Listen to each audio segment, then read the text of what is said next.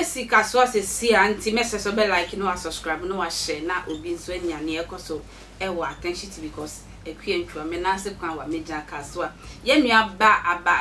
yenua ba fefefe a ono oye very active ewa TikTok iso a wa wo humfuni na wo be hu nipa kwa ye purchase sabre wato anananum wonsie do den no to anananum wonsie de nua be frɛ abeta ama hega a sabre wone ne mamienu owo mamienu dada na kyese wone boga bi esan ewo nkwala mienu mu a aware no anya nkoso na kyese mpa pemu aba wate no ho ati ne fi a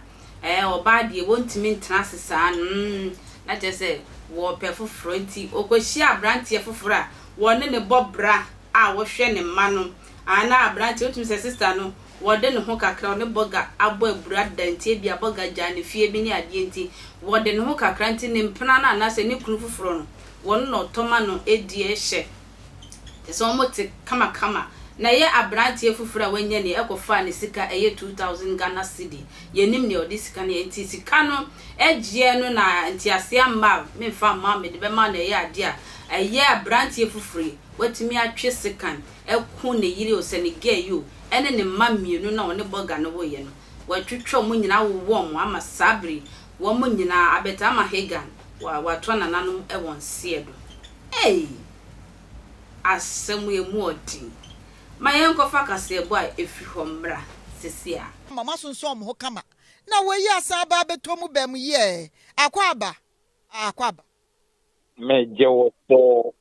pewa kotu yo papa miehunu sesi a ye hwemfonyini bi wo Angel TV so na ye pese ehunu nipa ban a ye kane nkwada na enim se nkwada no emfoto nka ho de a na afa ye hunu na afa de ato aso maame no a ye fra na abeta no nimfonyini na da TV so imeboa me pa cho yi mo afa bom e kire yen eye dan yo sewa kotu me da se papa awie masom twetwe ewo Kuba ewo dan South municipality wo Greater Accra region enya kaswa na obetiemu ewo ha ena no fiada ona maami ya nne oda TV tu eye madam Alberta Amahegan ni eko report de ma eye Kuba approach for se ono ankasa na nkantima one nete eye ade a sipabo de betu ne phone so no abrantie na aba ne ho mode ahu de pin code na wakotu penalty phone so penalty ska wo de project ahodo e de ama ne ma daate nti approach point na wonche abrantie no nti no enumua na kofian to aka kampo godare na bamo a memene da anadwo na de be chief me kwasi adaspo no ene yete se sa asem we asi mami ato na nanmo ntie do ama ne man bi to about 22 years ba 18 years wo mu nyina no ya de a obi awo mo kan aku wo mo na nkwala mi ni o kan ho de ba ko ewo 6 years na ba ko 9 months wo mo de ya de a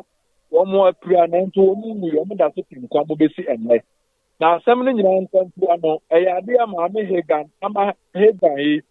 ona ne kunu na ewo ho oba 20 years ni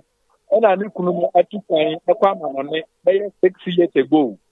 enti eno wakwa akwa ntima yi a enne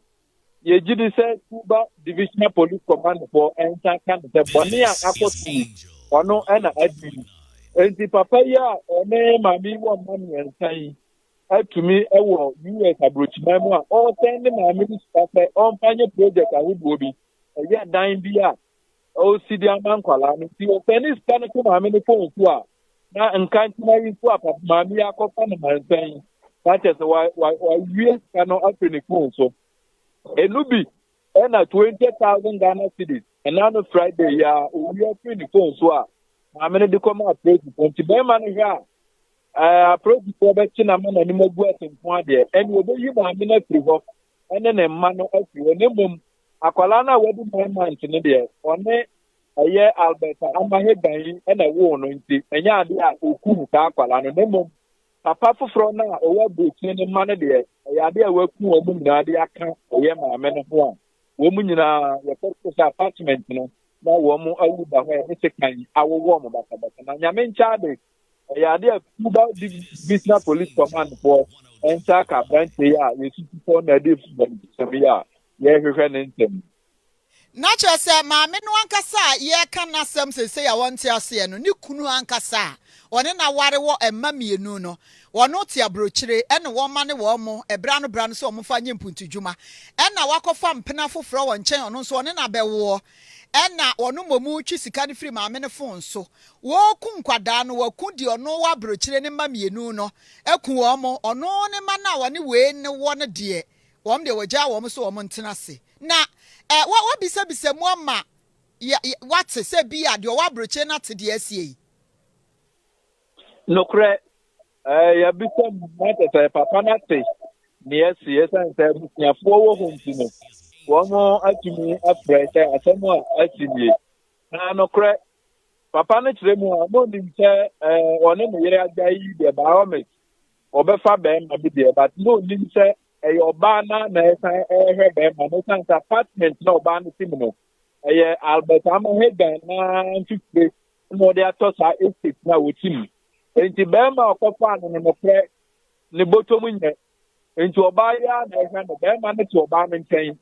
na ɔkɔnyɛ sika a wɔtibia ma no sɛ fa to bɔtɔ mu ɛna ɔne na awo baako a sika a ɛwɔ so ɔde yɛ mpuntudwuma nso no bɛrima no sa twemfi ne phone so de kɔyɛ ade foforɔ wɔ abɔnten ɛno ɛna ɔbaa yi sɛ repɔtɔ yɛ a ɛnɛ akɔfɔ yɛ na yi ɛde aba yi na sɛ adeɛ ɔwɔ aburokyire no koraa no wɔne na gyae nyɛ saa ɔne na gyae bɛyɛ mfie nsia ni yo ɛneɛ enti sɛ sɛ nkwadaa mmienu no a wɔn piraeɛ no sɛbi wɔn te ase a wɔn nguyɛ no wɔn nso te bia mu te sɛn nɔkwasɛm ne sɛ ɛnde ada ɛne yɛre ahye wɔn nyinaa de wɔn kɔpie mu akawe ɛyɛ hospital nti wɔn gu so a wɔn ɛgye ayare de ti apolisifoɔ ɛna wɔn take care of saa nkwadaa mmienu no nyinaa kɔpem sɛ ani bɛda hɔ bi ehu abusuafoɔ a wɔn betumi ahandle nkwadaa no sɛ nsɛ ketewa paa no ntwa no kɔkɔɔ wɔ 9 months ɛna ne ɔtɔ kumfoɔ 6 years nti wɔn da so su paa. na estate hɔ no yɛnhwɛ ne sɛ nim sɛ estate deɛ obi ahyehyɛ ne dɛm mu deɛ but maame no ɔno nko ara na ɛwɔ saa estate hɔ na busuafoɔ biara ni hɔ anaasɛ bi a nipa biara nte estate hɔ a ebi a sɛ biribi kɔ so ɛwɔ dɛm na obi amɛ na sɛ nipa no ebi a obetumi abɛn ne kakra obi ani estate hɔ a wɔne no sɛbi ɛbɛn saa. Lokwe paa deɛ maame no deɛ ɔne